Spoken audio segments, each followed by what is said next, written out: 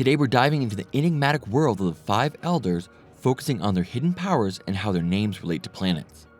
Each member's name is inspired by a planet, symbolizing their status and role. There's a theory that the 5 elders might be zone-type ability users with their unique powers belonging to the mythical beast category. If you find this video intriguing, don't forget to hit like and subscribe to the channel. Got your own theories or think we missed something? Drop a comment and let us know. Just a heads up, this video contains spoilers up to episode 1073, so watch out for that. Now let's get right to it. First up, we have Saint J. Garcia Saturn, the science defense warrior god. He's the guy who headed towards Kizaru and Egghead Island. Next, we meet the tall character Saint Marcus Mars, the environmental warrior god.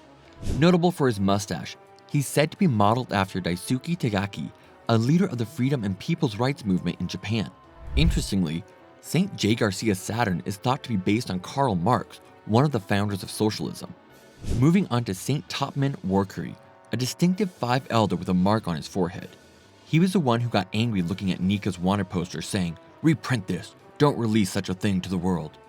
His role is the judicial warrior god. His model? None other than Mikhail Gorbachev, the former president of the Soviet Union. Then there's Saint Ethan Baron V. Nuzjuro, the financial warrior god. You might remember him from his line, "The balance of the world can never be maintained forever." He's rumored to be modeled after Mahatma Gandhi. Last but not least, we have the burly, blonde Saint Shepherd Jupiter, the agricultural warrior god. He's known for saying, "We must select more influential people," during the selection of the new 7 warlords of the sea. He believed to be modeled after Abraham Lincoln, the former president of the United States. Quite the lineup of names, right? Let's delve deeper into the origins of these names next. First, let's talk about Saint J. Garcia Saturn. Saturn in English means Saturn, the planet. Saint Marcus Mars, also means Mars in English. So it's clear that their names are taken from planets. Saint Topman Warkuri, with Ma and Curry in his surname, refers to Mercury. Saint Ethan Baron V. Nuzjuro, Venus stands for Venus. Saint Shepherd Jupiter, with Jupiter, signifies Jupiter. Now we have a good idea about the origins of their names. But what about their roles? Although information is still limited, it's speculated that their titles of warrior god can be likened to ministers in a government. Starting with Saint J. Garcia Saturn. In the story, he seems to resemble a modern-day defense minister. The word science precedes defense. Defense inherently requires military strength. In this military strength, science and technology play a vital role in equipment and communication. Think of the battleships equipped with sea stone or the pacifistas. In reality, too, the military and science and technology are closely linked. Therefore, Saint Saturn is the top authority in both of these areas. This explains why Saint Saturn was involved with characters like Kuma and Vegapunk. In the stories, it's implied that he oversees the Navy and the future technology on Egghead Island, along with Vegapunk. As the head of the Navy, even Kizaru had to go there despite the sudden notice. Next, we have Saint Marcus Mars, the environmental warrior god. He can be thought of as something akin to modern-day minister of the environment. In reality, this role involves protecting the natural environment of the entire planet. In the world of One Piece, it's speculative, but I believe Saint Mars is primarily concerned with preserving the environment of Holy Land Mary Joie and the Red Line. Interestingly, Mary Joie doesn't grow real plants. Everything there is artificial. Living atop the Red Line means managing it is crucial, so that's likely part of his role. You might wonder if he manages other islands too. Given the incident in Law's White Town and the general indifference towards the lower class environments, it seems they are mostly left to their own devices. It's a typical celestial dragon way of thinking, isn't it? However, since One Piece's world is largely maritime, I think he does pay attention to the ocean's environment. Just like how our real-world ministers of environment include wildlife and flora conservation, Saint Mars might also be involved in managing and researching sea kings. Next, let's discuss Saint Topman Warkuri, the justice warrior god. He's akin to a minister of justice. The role of a justice minister involves setting national laws and punishing criminals, crucial for maintaining public order. In the One Piece world, he's likely responsible for creating and managing the world's laws, and that it is the justice warrior god who creates and manages them. The most significant and terrible rule in the One Piece world is the absolute authority of the celestial dragons. Everyone except Luffy seems to understand this. 2 years ago, even Zoro didn't care that much, suggesting many Straw Hat Pirate members might not grasp this. And if anyone dares to defy this rule and raise a hand against a Celestial Dragon, an Admiral is sent immediately.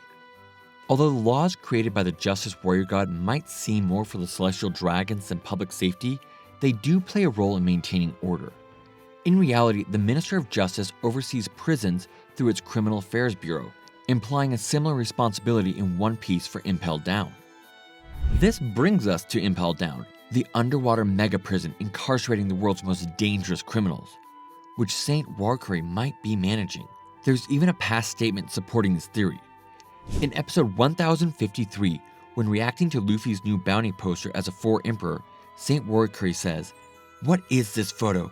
I haven't reviewed it. I told them to remove the D." This suggests he's the final decision maker for Pirates Wanted posters, hence possibly overseeing Impel Down. On a side note, Gorbachev, rumored to be Saint Warcry's model, graduated from law school, aligning with the character's judicial role. Next, we have Saint Ethanbaron v. Nusjuro, the financial warrior god. In real-world terms, he's akin to the head of Ministry of Finance, or the Finance Minister. This role involves securing the nation's finances and managing the treasury.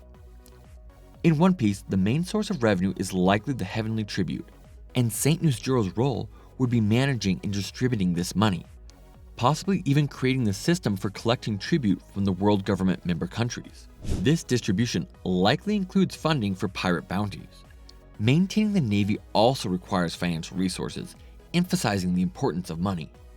As mentioned earlier, Nusjuro's name is thought to derive from Venus, symbolizing gold. Quite fitting for the financial warrior god, don't you think? Lastly, we have Saint Shepherd Jupiter, the agricultural warrior god. Agriculture brings to mind the Ministry of Agriculture, Forestry, and Fisheries in reality. This minister's role is to ensure food safety, supply, and to stabilize and vitalize agriculture and fisheries. The most critical aspect of this role, particularly in One Piece, would be to ensure the food supply to Mary Joie. As mentioned earlier, crops don't grow on Mary Joie, meaning they cannot be self-sufficient and must secure food from elsewhere. While Saint Saturn is currently at Egghead Island, Saint Peter might be working on countermeasures against any potential siege. However, I believe Saint Peter's role extends beyond this. Devil fruits, central to One Piece's plot, might also involve Saint Peter. There's a scene in chapter 1037 commenting on devil fruits, particularly when it was revealed that the gum gum fruit is actually the human fruit model Nika.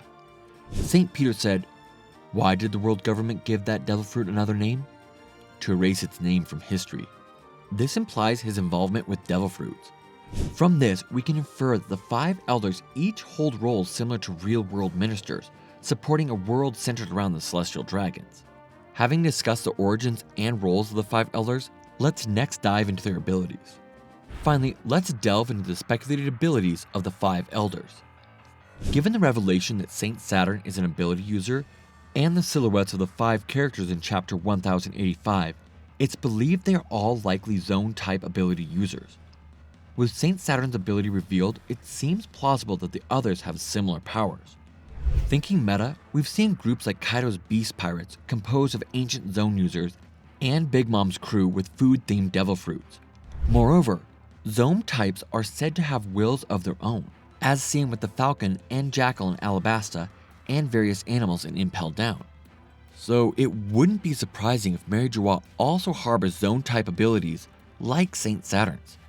Considering this, the 5 elders' abilities could be zone-type of demonic or mythical creatures. Focusing on the silhouettes in chapter 1085, the creature with 2 horns on the left is likely Saint Saturn. The one with the wide open mouth could be Saint Peter.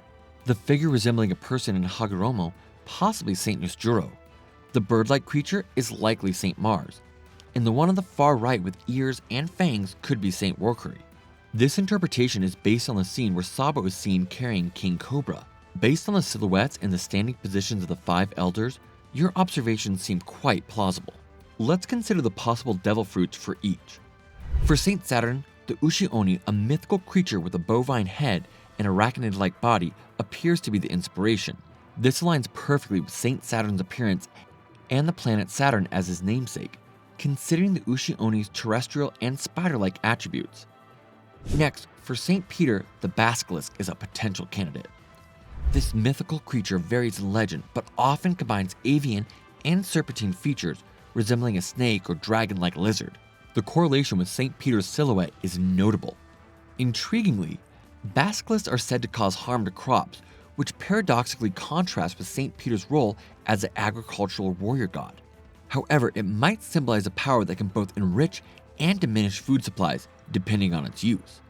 For St. Usjiro, his human-like appearance suggests a humanoid yokai, leading to the speculation of Miyagi Nudo. This Japanese yokai, often depicted in traditional attire, aligns with his appearance. Regionally, it's also known for stealing valuables, fitting the financial warrior god's role. Moving on to St. Mars, his bird-like silhouette leads to the hypothesis of a cockatrice. A cockatrice with a rooster's head, dragon wings, and a snake's tail and yellow feathers is a fearsome creature that can pollute water just by drinking and turn animals to stone with its gaze. This aligns with St. Mars' role, as he can create both hospitable and inhospitable environments. The idea of influencing environments fits with the image of the environmental warrior gods. Lastly, for St. Warkari, based on his appearance, the Teoti is a likely candidate. A creature from Chinese mythology, the Teoti has a human face, tiger's feet, and pig's teeth. This resemblance, along with the combination of features from different animals, similar to St. Saturn's Ushi Oni, supports the Teoti theory for St. Warkari. So what are your thoughts on these speculations? That's all for today. This channel posts summaries, explanations, and ranking videos related to One Piece. If you like One Piece, we would be happy if you could support us by subscribing to our channel and commenting. Thank you for watching till the end. See you in the next video.